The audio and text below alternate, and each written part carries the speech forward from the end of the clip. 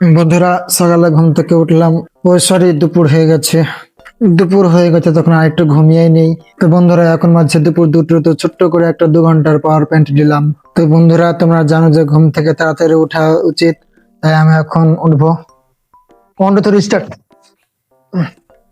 এখন 20 মিনিট বসবো কোনো কারণ ছাড়াই।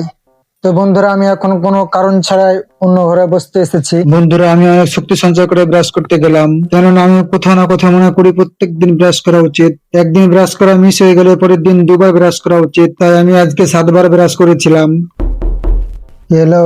এই খেয়ে নে খাবার পড়িয়ে গেছে। ধর, একটার পর একটা কাজ। স্নান করে খাবারটা খেয়ে নে। দূর থেকে আবার 2টো কাজ দিতে হলো, আবার স্নান করে খেতে হবে। আচ্ছা, আমাকে কি কেউ খাইয়ে দিতে পারবে? হ্যাট, এত বড় ছেলেকে খাইয়ে দেবে? কি ব্যবহার এদের, এদের দুর্ব্যবহার! কতটা লেজি হয়ে গেছে আগেকার জেনারেশন। আবার ডিস্টার্ব করতে চলে এসেছে।